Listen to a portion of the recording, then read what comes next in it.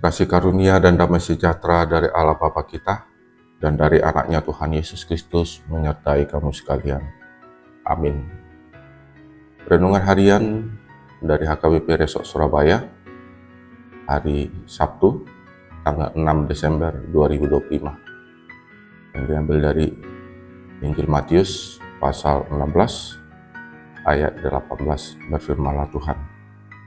Dan aku pun berkata kepadamu, engkau adalah Petrus, dan di atas batu karang ini aku akan mendirikan jemaatku, dan alam maut tidak akan menguasainya. Demikianlah firman Tuhan.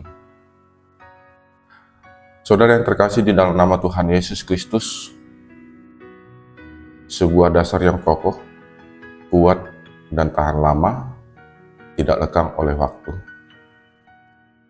Juga tidak akan runtuh karena beratnya beban atau dari bangunan itu. Tentunya inilah yang senantiasa kita perhadapkan di tengah-tengah kehidupan kita, di mana kita yang menjalani aktivitas, melakukan, dan bagaimana kita membuat dasar yang kokoh, teguh, dan tidak lekang oleh waktu, dan tidak ada beban. Tentunya di situ kita bagaimana membangun iman, dan kita harus memiliki fondasi yang kokoh, yaitu percaya kepada Tuhan dan menghidupkan firman-Nya, dan tidak terpengaruh pada yang lain yang mengganggu hati dan pikiran kita. Inilah yang kita rasakan sampai saat ini, dan bagaimana di tengah-tengah kehidupan kita Tuhan tetap mempertahankan seperti mana yang telah Ia nyatakan, seperti itulah yang akan kita nyatakan kembali. Tuhan Yesus tidak akan membangun jemaatnya di atas pasir, karena Ia tahu angin dan badai akan menyerang. Di sini bagaimana kita melihat ada janji bahwa Ia akan melindungi jemaatnya ketika jemaat itu dibangun. Inilah dasar kita, dan kita diajarkan melakukan segala pekerjaan atau aktivitas berdasarkan apa yang telah kita terima dari Tuhan. Dan kita persembahkan kembali, dan bagaimana kita sebagai orang percaya adalah bagian dari gereja Tuhan yang telah dibangun oleh Tuhan. Saudara yang terkasih di dalam nama Tuhan Yesus Kristus, di dalam nats ini Yesus menyatakan bahwa Petrus, yang artinya batu karang, dia akan menjadi fondasi atas pendirian jemaatnya. Namun yang perlu kita ingat, bahwa Yesus bukan hanya berbicara tentang Petrus secara pribadi, tetapi mengarah kepada pribadi Petrus dalam pengakuan iman bahwa Yesus adalah Mesias, Anak Allah yang hidup. Itu bisa kita lihat di ayat 16. Batu karang yang dimaksud ialah pengakuan iman yang benar.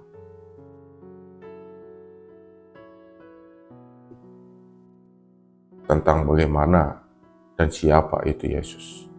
Petrus menjadi contoh yang ditunjukkan kepada kita bahwa gereja bukanlah sekedar bangunan secara fisik, tetapi sebuah komunitas orang-orang percaya yang mengetahui dan mengakui Yesus Kristus sebagai Juru Selamat. Gereja bukan gedungnya, tetapi orangnya.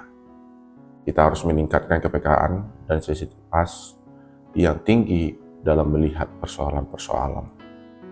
Jadi, gereja yang kokoh bukan karena kekuatan manusia, tetapi karena pengakuan iman yang benar kepada Yesus.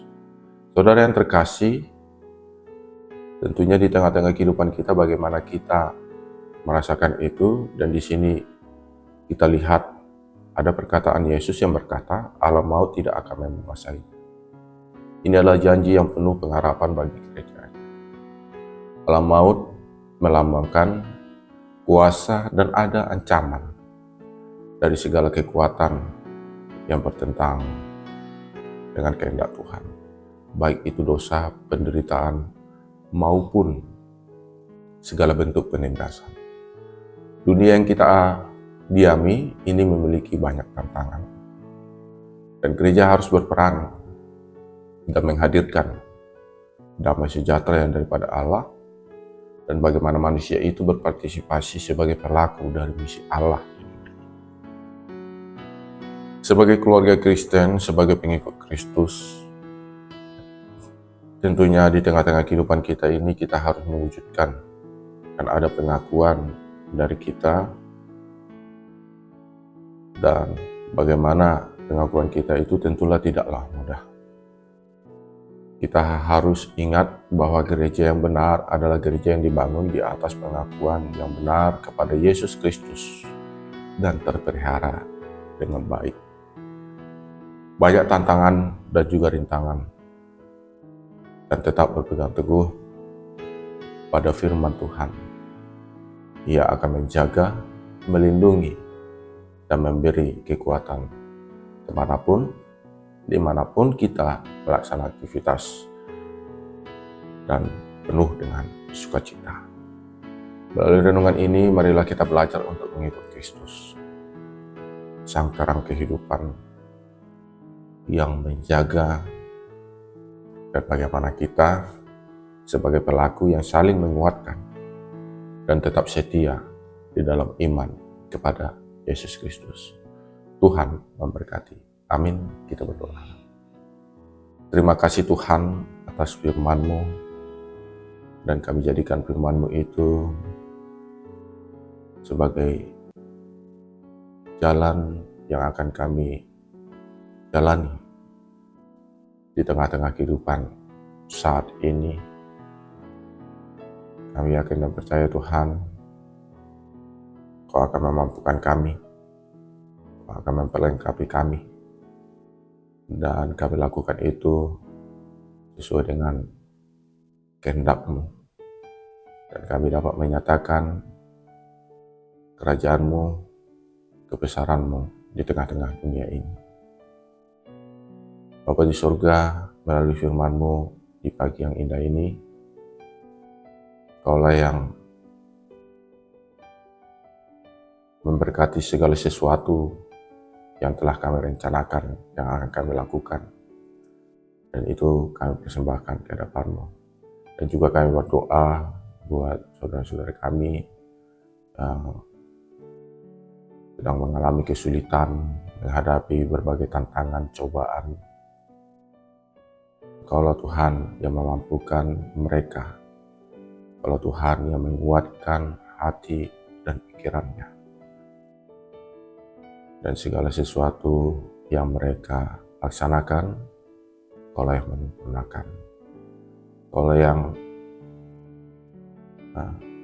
memulihkan dan memberikan jalan pada saudara-saudara kami yang ada di Sipolga ataupun di Tengah, Medan, dan Sumatera Barat sekitarnya.